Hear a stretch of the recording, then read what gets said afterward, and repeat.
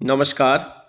अगर आप एक बीएलओ हैं और इलेक्शन कमीशन ऑफ इंडिया में प्रतिनियुक्ति पर कार्य कर रहे हैं तो ये वीडियो आपके लिए महत्वपूर्ण हो सकता है, क्योंकि आज हम इस वीडियो के माध्यम से बात करने वाले हैं।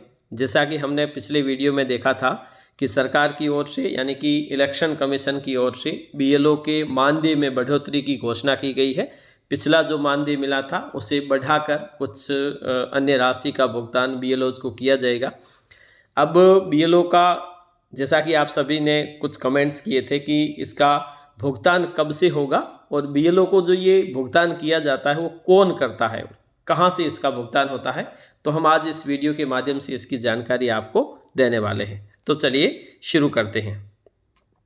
सबसे पहले आप सभी को पता होगा कि निर्वाचन विभाग में निचले स्तर पर बीएलओ और सुपरवाइजर के रूप में राज्य सरकार यानी कि संबंधित राज्य सरकार या यूटी के कर्मचारी कार्यरत रहते हैं, जो मूलतः निर्वाचन विभाग में प्रतिनियुक्ति पर कार्य करते हैं।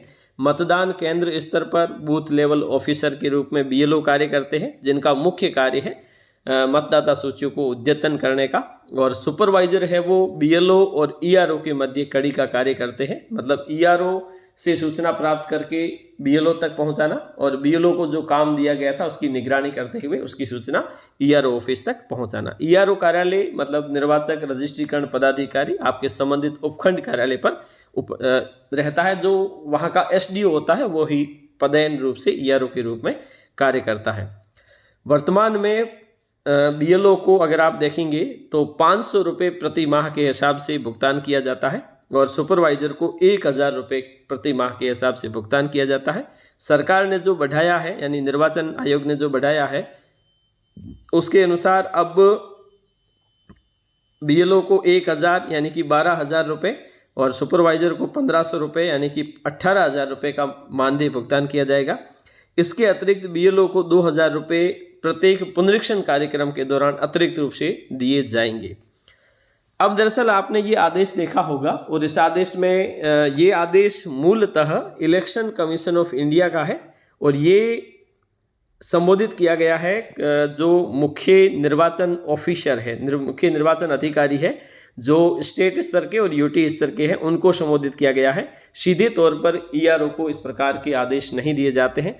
अब संबंधित यूटी के जो चीफ इलेक्टोरल ऑफिसर है उसके माध्यम से जिला निर्वाचन अधिकारी को, और जिला निर्वाचन अधिकारी इस प्रकार के आदेश, क्योंकि सीधे तौर पर ईआरओ कार्यालय से जो भुगतान होता है वो इलेक्शन कमीशन से होते हुए आता है, तो ऐसी स्थिति में यहाँ पर सबसे पहला काम जो होगा, हालांकि इस तिथि से ही देय हो सकता है लेकिन इसमें स्पष्ट तिथि का उल्लेख नहीं किया गया है, तो ऐसी स्थिति में कोई एक तिथि जो इस तिथि से प्रभावित होगा, ये तो एक निर्णय है जो वहाँ पर भेजा गया है।